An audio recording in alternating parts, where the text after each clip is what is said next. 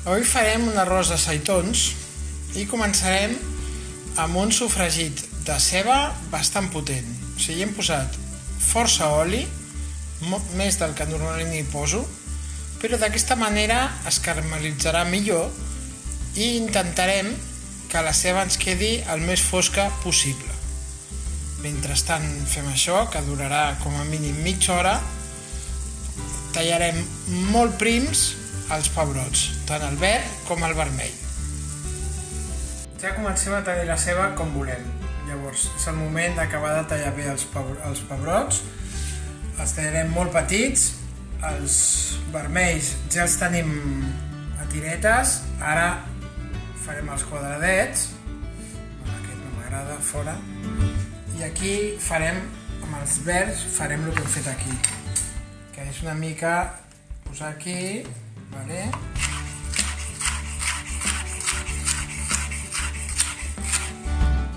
De tant quan et queden malament, però no passa res, seguiu.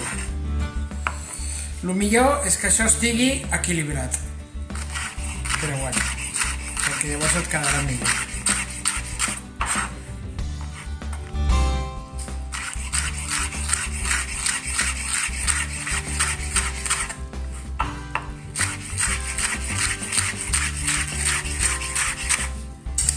El que heu de fer aquí, fer una mica així, més o menys, però feu bé aquí, val? I feu el mateix, però així.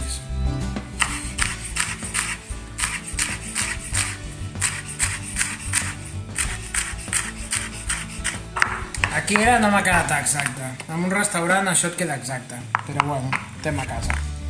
Vale? Feu el mateix i el mateix aquí, i quan ho tingueu tot ben talladet seguirem el sofregit.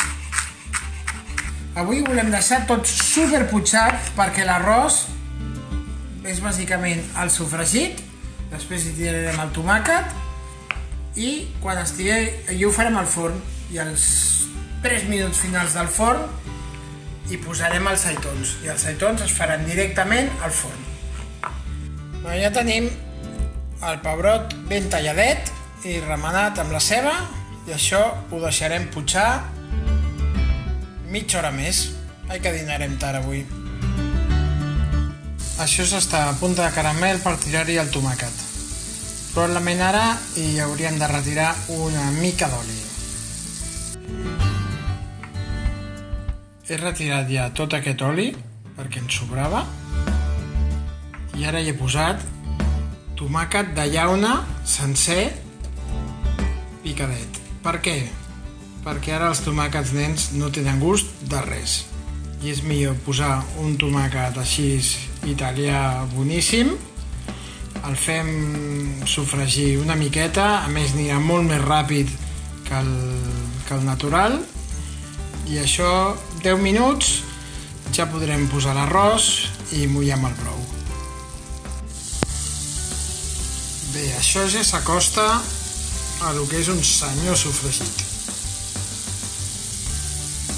Ben torradet, ben confitadet. Ara ennacarem l'arròs, mullarem amb el brou i farem la meitat de la cocció aquí mateix i la resta al forn, i serà el moment de posar-hi els seitons. Ara ja hem tirat l'arròs, ara aquest procés és important, l'hem d'ennacarar. Ennacarar és que agafi bé tot el confitament del sofregit.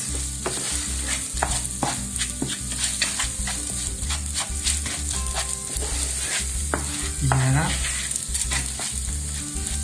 hi tirarem el brou.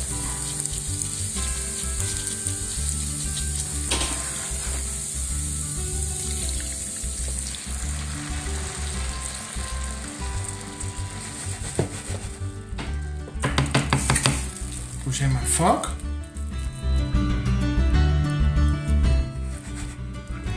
Ara encara el podem remoure una mica.